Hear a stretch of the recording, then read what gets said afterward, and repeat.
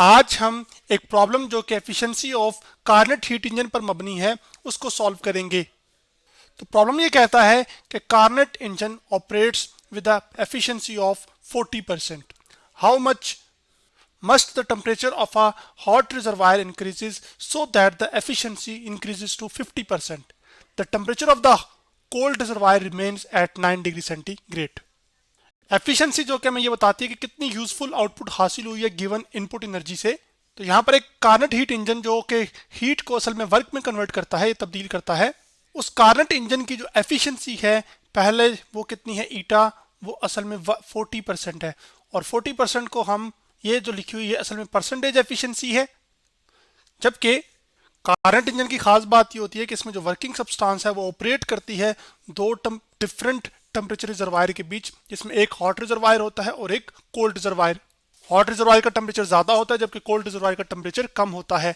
तो उस current heat engine की जो एफिशिएंसी हमें दी गई है वो एक्चुअली 40% है। अब हमसे सवाल ये पूछा जा रहा है कि कितना टेम्परेचर इंक्रीज होगा इस हॉट रिजर्वायर का अगर जो एफिशिएंसी है वो जो कि 40% थी शुरू में, अब वो एफिशिएंसी 40 से इंक्रीज होकर कितनी होगी है 50। तो हम इसको एफिशिएंसी 1 यानी कि ईटा 1 कह लेते हैं। जबकि जो सेकंड एफिशिएंसी है उसको चले हम नाम दे देते हैं ईटा 2 का। यहाँ पर एफिशिएंसी 40% से 50% इंक्रीज हुई है जबकि जो temperature of the cold reservoir है वो चेंज नहीं हो रहा। और वो कह रहा है कि वो जो टेम्परेचर है कोल्ड रिजर्वायर का जो कि ठंडा है, असल में वो टेम्परेचर हम टीसी कह लेते हैं, टी टेम्परेचर के लिए, जो कि बताता है कि चीज़ कितनी ठंडी है या गर्म है। या फिर हम कहते हैं कि average kinetic energy of the gas particles को हम असल में टेम्परेचर कहते हैं। तो अब इस कोल्ड रिजर्वायर का जो टेम्परेचर है वो एक्चुअली 9 डिग्री सेंटीग्रेड है। तो हमने जो मालूम करना है वो ये करना है कि हॉट रिजर्वायर का टेम्परेचर कितना इंक्रीज हुआ होगा जब एफिशिएंसी 40 से 50% हुई है। तो वो जो टेम्परेचर का इंक्रीज है हॉट रिजर्वायर का उसको हम रिप्रेजेंट कर रहे हैं डेल टी के साथ। डेल टी टेम्परेचर का चेंज या टेम्परेचर के इंक्रीज को कहते हैं और किसका, हम हॉट रिजर्वायर का करें। वैसे मैं यहाँ पे डेल टी एच लिख रहा हूँ।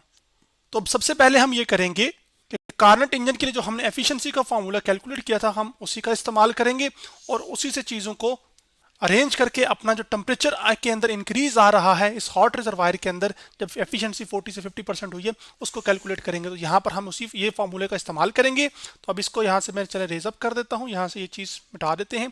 तो ये आपके पास एफिशिएंसी का फॉर्मूला जिस जो कि 1 माइनस टी सी जो कि temperature of cold reservoir divide by temperature of hot reservoir है।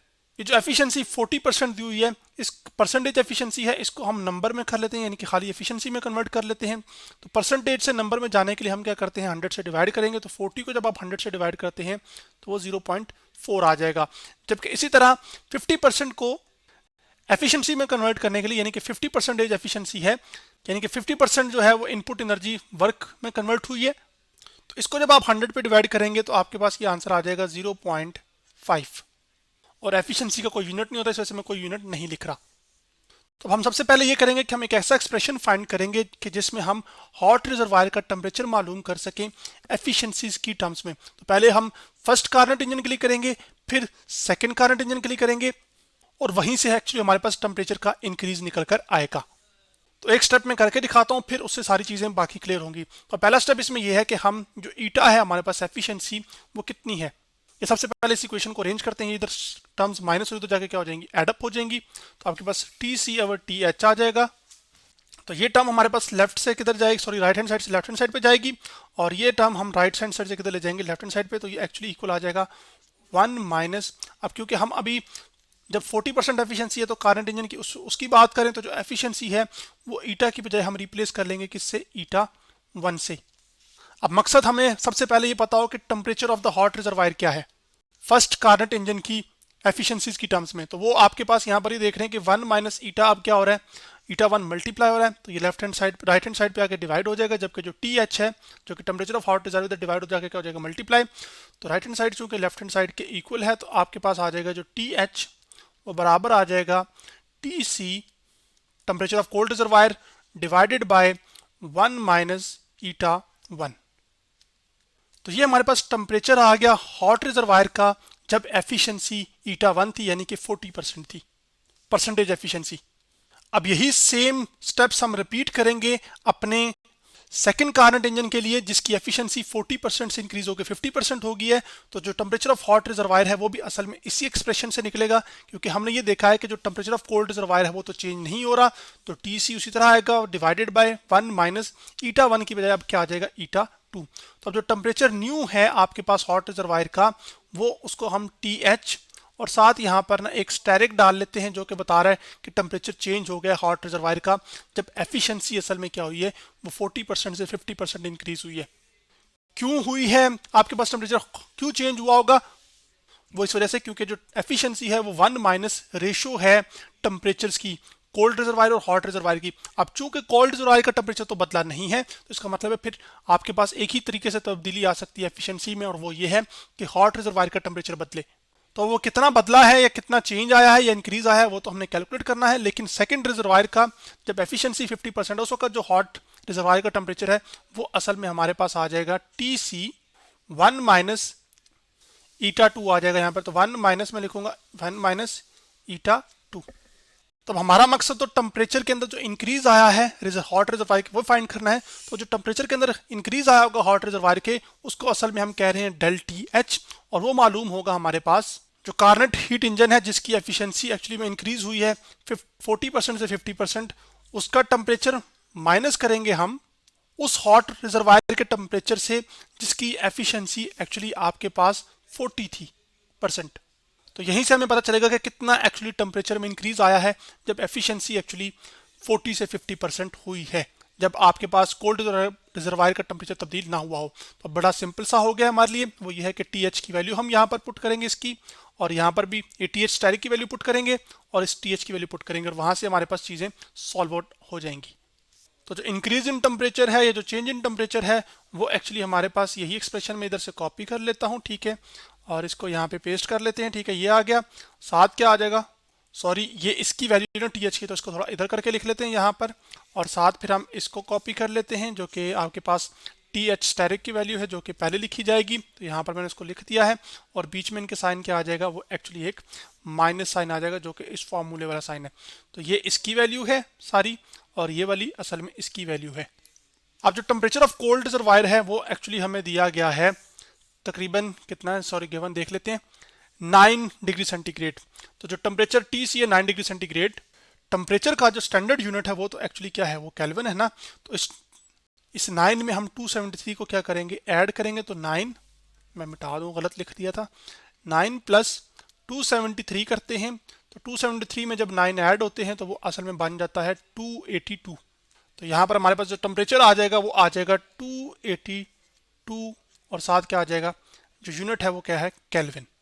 तो चलें आप सिर्फ वैल्यूज पुट करनी है, तो जो टेम्परेचर के अंदर इंक्रीज आया होगा वो मालूम हो जाएगा। तो जो टी सी है टेम्परेचर ऑफ कोल्ड रिजर्वायर, वो आ जाएगा हमारे पास 282 यहाँ पर, तो 282 लिख लूंगा, 1 माइनस ईटा 2 जो कि एफिशिएंसी थी सेकंड कार्नेट इंजन की, जब तो वो एफिशिएंसी कितनी थी, वो परसेंटेज एफिशिएंसी एक्चुअली 50% थी, जबकि खाली जो एफिशिएंसी थी वो असल में 0.5 थी। तो यहाँ पर क्या आ जाएगा आपके पास 1 माइनस 0.5, फिर माइनस आ जाएगा यहाँ पर 1 आ जाएगा। अब सॉरी टेम्परेचर जो टी सी है वो एक्चुअली कितना आ जाएगा 282, जबकि यहाँ पर आ जाएगा 1 माइनस आ जाएगा जो ईटा 1 जो कि एफिशिएंसी है वो कितनी है, वो 0.4 है। जब शुरू में आपके पास जो पहले कार्नेट इंजन था उसकी एफिशिएंसी कितनी थी, 40% एफिशिएंसी 40% थी, जिसको हम एफिशिएंसी में जब कन्वर्ट करते हैं तो 100 से डिवाइड करते हैं तो 0.4 निकल कर आई थी। तो अब तो ये बहुत आसान हो गया। अब आपके पास 1 माइनस 0.5 जो है ये एक्चुअली होता है आपके पास 0.5, तो यहाँ पे हम 0.5 लिख लेते हैं, जबकि यहाँ पर आ जाएगा 282 माइनस आ जाएगा, जबकि यहाँ पर आपके पास आ जाएगा 282, जबकि 1 माइनस 0.4 कितना होता है, ये एक्चुअली 0.6 होता है, तो ये आ जाएगा। अब अगर आप देखें दोनों का जो न्यूमरेटर है वो सेम है लेकिन डिनोमिनेटर फर्क है, ये डिनोमिनेटर छोटा है ये डिनोमिनेटर बड़ा है, इसका मतलब है इसका आंसर नेगेटिव है, सॉरी कम आएगा, और इसका जो आंसर है वो ज्यादा आएगा, और इसी चीज को हम कैलकुलेटर से वेरीफाई भी कर लेते हैं। तो आपके सामने कैलकुलेटर ले आया हूं मैं, 282 को डिवाइड करूंगा 0.5 के साथ, तो जवाब आ जाएगा आपके पास 564। तो यहाँ पे हम लिखेंगे जो टेम्परेचर के अंदर इंक्रीज आया है 564 माइनस, इसको भी सॉल्व कर लेते हैं, कैलकुलेटर को मैं यहाँ से क्लियर करता हूँ। अब 282 को डिवाइड करते हैं हम 0.6 के साथ, तो 0.6 से जब डिवाइड किया तो वो जवाब आ गया 470। तो ये एक्चुअली हमारे पास आ गया 470 यहाँ पर। जब 564 में से हम 470 को माइनस करेंगे तो वो तो एक्चुअली आता है 94। लेकिन चलें आपके लिए कर देता हूँ यहाँ पर 564 माइनस आ जाएगा आपके पास 470, तो जवाब आ जाएगा हमारे पास 94। तो यहाँ पर आ जाएगा 94। अब आपने यहाँ पे ध्यान में रखना है कि जो टेम्परेचर की कैलकुलेशन थी हमने केल्विन में कन्वर्ट किया हुआ था, तो जो टेम्परेचर का इंक्रीज है ये भी असल में किस में है, ये केल्विन यूनिट के अंदर है। तो जो टेम्परेचर के अंदर इंक्रीज आया होगा वो असल में हमारे पास 94 केल्विन का आया होगा, जब आपके पास जो एफिशिएंसी है एक कार्नेट इंजन की वो 40 से 50% हुई हो और जो टेम्परेचर है वो कोल्ड रिजर्वायर का 9 डिग्री सेंटीग्रेड हो। तो अब इसी से एक अगला सवाल और भी बन सकता है, वो ये बन सकता है कि अब आप ये बताइए कि एक्चुअल टेम्परेचर क्या था हॉट रिजर्वायर का जब एफिशिएंसी 40% थी, और एक्चुअल टेम्परेचर क्या था हॉट रिजर्वायर का जब एफिशिएंसी 50% हुई। हमने जो कैलकुलेशन की है वो इंक्रीज जो आया है टेम्परेचर में उसकी की है।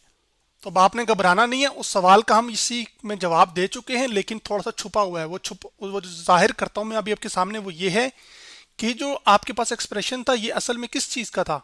जब एफिशिएंसी बढ़ गई थी तो उस वक्त जो हॉट रिजर्वायर का टेम्परेचर था वो था ना, और वो उस टेम्परेचर को जब हमने सॉल्व किया, अगर इन स्टेप्स को आप ट्रेस करते जाए तो वो कितना आया था, वो 564 केल्विन है। जबकि जो शुरू में हॉट रिजर्वायर का जो टेम्परेचर है वो कितना है, वो 470 केल्विन है। तो इस सवाल का भी जवाब हमने यहां से आंसर कर दिया है कि हॉट रिजर्वायर का टेम्परेचर जब एफिशिएंसी 40% थी तो तब वो क्या था, और हॉट रिजर्वायर का टेम्परेचर जब एफिशिएंसी 50% होगी थी तब क्या था। तो हम इस नतीजे पर पहुंचे कि असल में जब एफिशिएंसी बढ़ती है, अगर कोल्ड रिजर्वायर का टेम्परेचर चेंज नहीं हो रहा तो फिर हॉट रिजर्वायर का जो टेम्परेचर है वो असल में क्या होगा, वो ज्यादा होगा। क्यों ज्यादा होगा, क्योंकि जितना यहाँ पे नंबर नीचे बड़ा होगा उतनी ये फ्रैक्शन असल में छोटी आएगी, तो उतनी एफिशिएंसी ज्यादा होगी। तो आज हमने एक प्रॉब्लम जो कि एफिशिएंसी ऑफ कार्नेट हीट इंजन पर मबनी था उसको सॉल्व किया।